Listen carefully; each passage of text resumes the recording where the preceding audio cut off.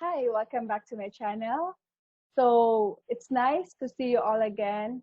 So you might be asking me why I keep on talking about psychology. So let me share to you my thoughts. So why psychology? Because I know that the best way to understand ourselves and other person is to embrace and build the idea of psychology. So for today is I will be sharing to you my inputs about the psychology of love and hate. So I know that this is very common for all of us. We all experience falling in love, and at the same time, we also experience the feeling of hate. So love and hate, these are considered two strong emotions. Why they are considered strong emotions? Because we are all affected by it. We can do anything for love, and we also hate somebody because of love. So based on my research, loving a person and sometimes hating that person is just normal.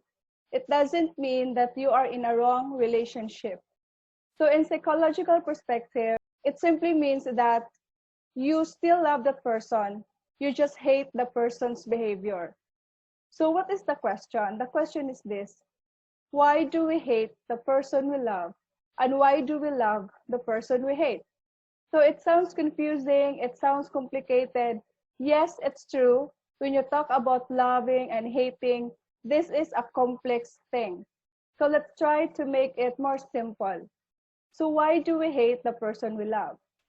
So as we all know that as part of loving a person can take away our personal freedom, especially when we can't do anything for ourselves, especially when we feel that we are in control, especially that we feel stuck up.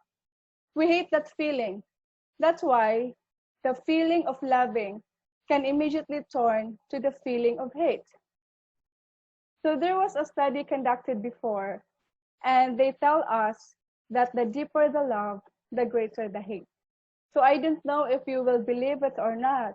So allow me to share my thoughts about this one. So when you are deeply in love, you are putting so much emotional attachment to that person. So if that relationship is over, is broken, you hate that person. Why you hate that person? Because they did not met our expectation. So when you talk about this one, expectation versus reality, that makes you hate them because you are expecting too much from that person. And I think it's normal. It's hard to love somebody who is not loving you back. So how can we catch up? So how can we transform the feeling of love stronger than the feeling of hate? So based on my research, there are a lot of ways wherein we can transform the feeling of love stronger than the feeling of hate. So let me tell you this. We need to accept that we all commit mistakes. We need to accept failures. We need to accept things. Because for me, that is the only way for us to be able to embrace the idea of loving and hating. Loving a person, it's not easy. It takes a lot of determination to make things work, especially when you engage yourself into a deeper relationship. It's not easy to be with other person, to adjust yourself to that person. It's not easy to accept each other's flaws. But we can't do anything about it because when you talk about relationship, it's not one way. We need to work this out. And that is the best way for us to cope up or to make the feeling of loving stronger than the feeling of hate.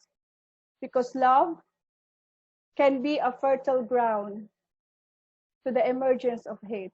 And that is the best we can do for ourselves. Thank you so much for listening. I hope you get something out of my quick discussion. I'll see you again next time. Thank you so much for your support.